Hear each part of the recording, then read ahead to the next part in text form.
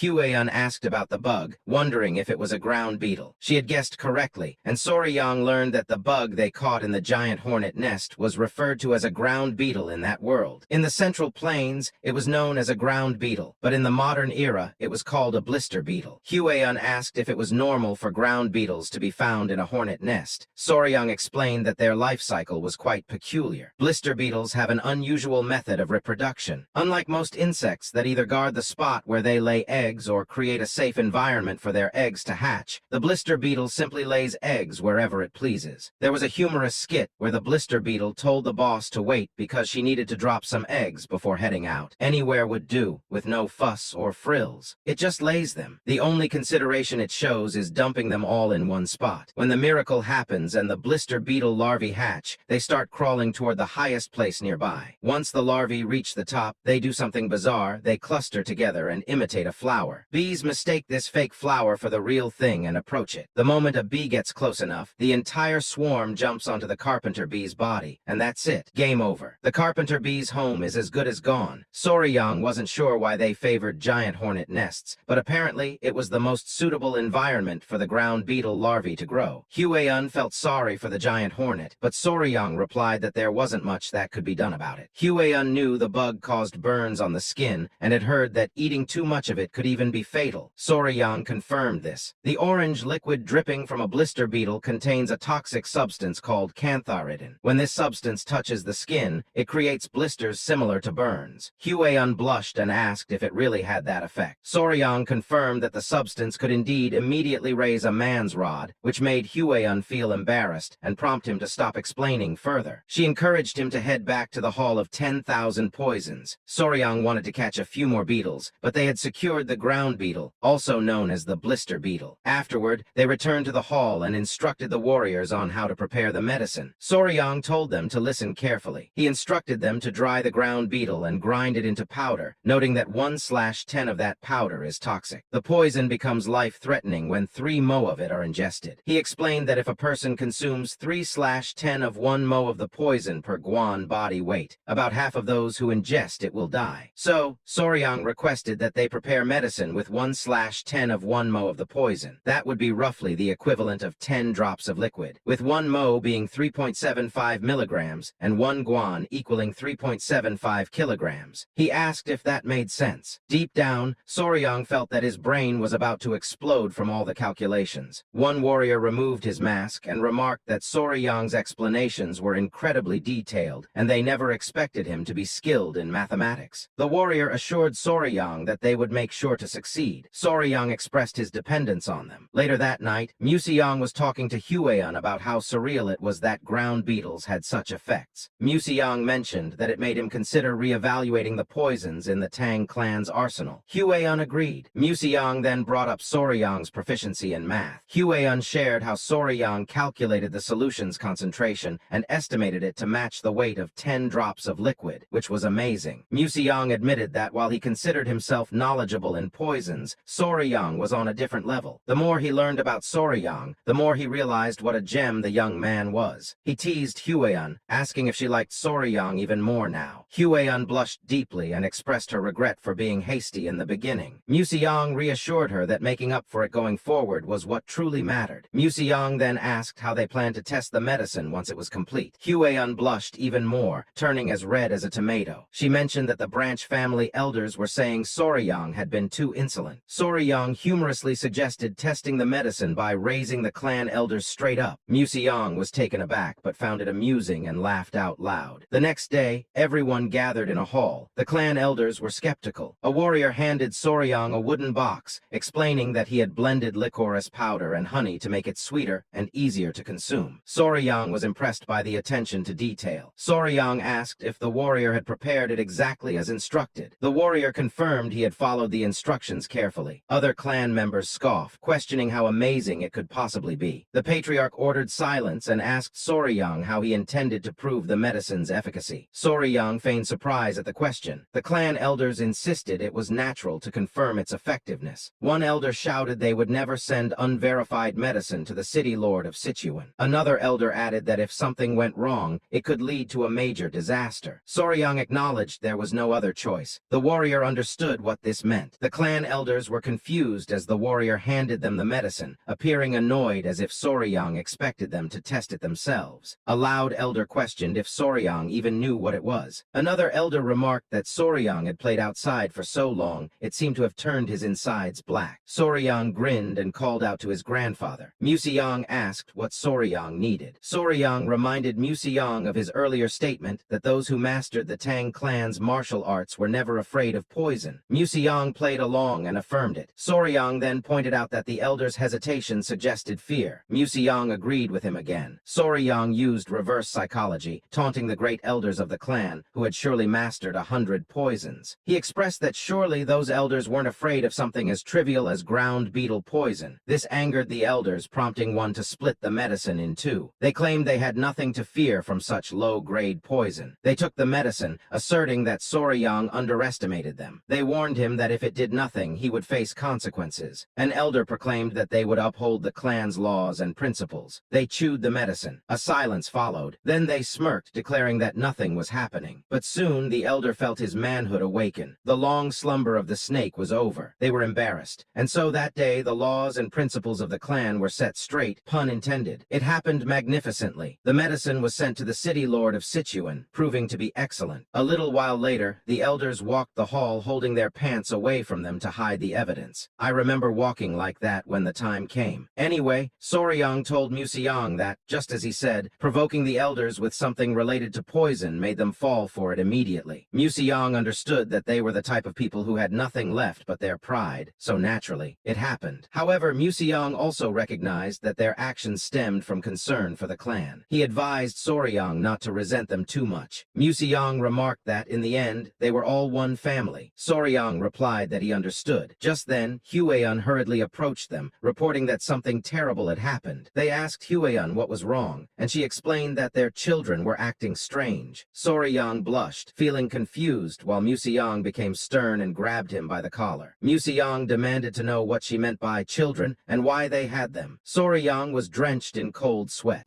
So, friends, this chapter comes to an end. What will happen next? We'll uncover it in the next chapter. Don't forget to rate this chapter out of 10 in the comments. We'll see you in the next video. Until then, take care and goodbye. Don't forget to like the video and subscribe to the channel.